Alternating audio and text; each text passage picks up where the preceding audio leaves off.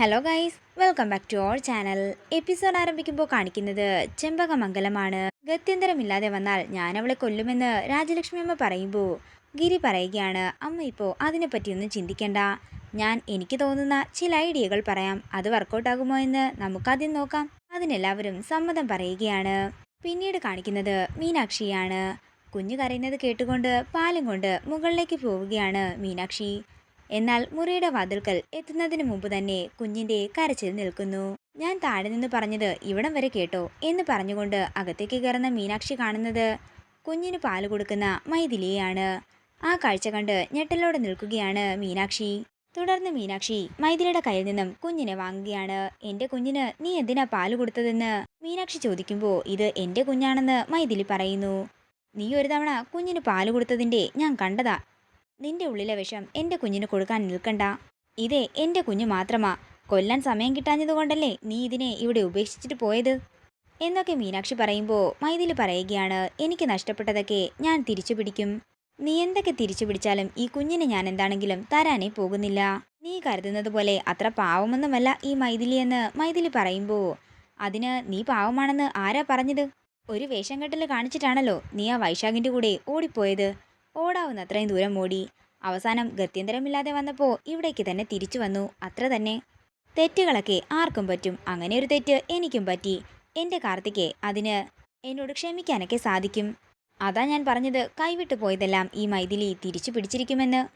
ഇത് കേൾക്കുന്ന മീനാക്ഷി ദേഷ്യത്തോടെ പറയുകയാണ്, എൻ്റെ വീട്ടിൽ കയറി വന്ന് ഞങ്ങൾ തരുന്ന ഭക്ഷണവും കഴിച്ചിട്ട് എന്നെ വെല്ലുവിളിച്ചാൽ നിന്നെ ഞാൻ എന്ത് ചെയ്യുമെന്ന് എനിക്ക് പോലും അറിയില്ല. മര്യാദയ്ക്ക് എൻ്റെ മുറിയുടെ പുറത്തിറങ്ങിക്കോ. അത്രയും പറഞ്ഞ് മൈഥിലിയെ മുറിയുടെ പുറത്തേക്ക് പിടിച്ച് തള്ളുകയാണ് മീനാക്ഷി. തുടർന്ന് ദേഷ്യത്തോടെ അവിടെ നിന്ന് പോകുന്ന മൈഥിലിയാണ് കാണിക്കുന്നത്. പിന്നീട് കാണിക്കുന്നത് ടെൻഷനോടെ നിൽക്കുന്ന കാർത്തിയാണ്.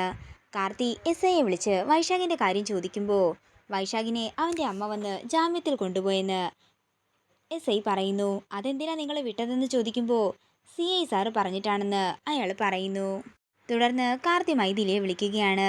സന്തോഷത്തോടെ മൈഥിലി പുറത്തേക്ക് വരുമ്പോൾ കാർത്തി പറയുകയാണ്, വേഗം റെഡിയാക്, നമുക്ക് ഒരു സ്ഥലം വരെ പോകാനുണ്ട്. അങ്ങനെ കാർത്തിയും മൈഥിലിയും കൂടി ഒരുമിച്ചിറങ്ങുന്നത് കാണുമ്പോൾ സാവിത്രിയും മീനാക്ഷിയും കൂടി അങ്ങോട്ടേക്ക് ചെല്ലുകയാണ്. ACP ഓഫീസിൽ പോകുന്നതിന് ഇവൾ എന്തിനാ കൊണ്ടുപോകുന്നതെന്ന് മീനാക്ഷി ചോദിക്കുമ്പോൾ ഒരു കാര്യമുണ്ടെന്നും പോയിട്ട് വന്നിട്ട് പറയാമെന്നും കാർത്തി പറയുന്നു. അത് ഇപ്പോൾ പറഞ്ഞിട്ട് പോകുന്നതല്ലേ മര്യാദ? ഭാര്യയായ ഞാനിവിടെ നിൽക്കുമ്പോൾ നിങ്ങൾ മറ്റൊരു സ്ത്രീയെ കൊണ്ട് പുറത്തേക്ക് പോകുമ്പോൾ എന്തിനാണെന്ന് എന്നോട് പറഞ്ഞിട്ട് പോകണ്ടേ? ഇത് കേൾക്കുന്ന സാവിത്രി പറയുകയാണ്, അതെ, മീനാക്ഷി പറഞ്ഞത് തന്നെയാ ശരി. തുടർന്ന് എല്ലാവരും കാർത്തിയെ ചോദ്യം ചെയ്യുമ്പോൾ എല്ലാവരും ആയുധമേന്തി നിൽക്കുന്നത് കൊണ്ട് ഞാനിപ്പോൾ കാര്യമൊന്നും പറയുന്നില്ലെന്ന് പറഞ്ഞ് മൈഥിലിയെ കൂട്ടിക്കൊണ്ട് കാർത്തി അവിടെ നിന്ന് പോകുന്നു. അങ്ങനെ കാർത്തി അവിടെ നിന്ന് പോയതിനു ശേഷം മീനാക്ഷി പൊട്ടിക്കരയുകയാണ്. മീനാക്ഷിയുടെ അടുത്തേക്ക് ചെന്ന് സാവിത്രി പറയുകയാണ്, മോള് സമാധാനമായിട്ടിരിക്കുക, അവനെ എന്താണെങ്കിലും ഞാൻ അങ്ങനെ വിടാനേ പോകുന്നില്ല. പിന്നീട് കാണിക്കുന്നത് കാർത്തി മൈഥിലിയും കൂട്ടിക്കൊണ്ട് DGPയുടെ അടുത്തേക്ക് പോകുന്നതാണ്. നടന്ന കാര്യങ്ങളെല്ലാം കാർത്തി DGPയോട് പറയുന്നു. അതിനുശേഷം മൈഥിലിയോട് കാർത്തിക്ക് ഡിവോഴ്സ് കൊടുക്കാനായി DGP ആവശ്യപ്പെടുന്നു. എനിക്കതിന് 100 വട്ടം സമ്മതമാണെന്ന് മൈഥിലി പറയുന്നു. അങ്ങനെ കാർത്തി അവിടുന്ന് സന്തോഷത്തോടെ ഇറങ്ങുമ്പോൾ മൈഥിലി മനസ്സിൽ പറയുകയാണ്, ഡിമാൻഡുകളൊക്കെ അംഗീകരിച്ചെന്ന് കരുതി ഒരിക്കലും കാർത്തിയെയും മീനാക്ഷിയെയും സമാധാനമായിട്ടും സന്തോഷമായിട്ടും ജീവിക്കാൻ ഞാൻ സമ്മതിക്കുകയില്ല.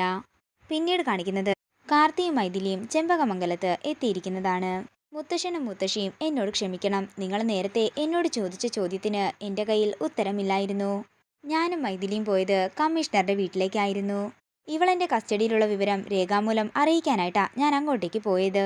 കമ്മീഷണറുടെ മുന്നിൽ വെച്ച് ഞങ്ങളൊരു ധാരണയിലെത്തി. യാതൊരു തർക്കവുമില്ലാതെ മൈഥിലി വിവാഹമോചനത്തിന് സമ്മതിച്ചു. ഇത് കേൾക്കുന്ന എല്ലാവരും അമ്പരപ്പോടെ മൈഥിലിയെ നോക്കുന്നു. ഇതോടുകൂടി ഇന്നത്തെ എപ്പിസോഡ് ഇവിടെ തീരുകയാണ്. വീഡിയോ ഇഷ്ടമായെങ്കിൽ മറക്കാതെ ലൈക്ക് ചെയ്യുക, ഷെയർ ചെയ്യുക, കമൻറ്റ് ചെയ്യുക. കൂടുതൽ സീരിയൽ അപ്ഡേറ്റ്സിനായി മറക്കാതെ സബ്സ്ക്രൈബ് ചെയ്യുക.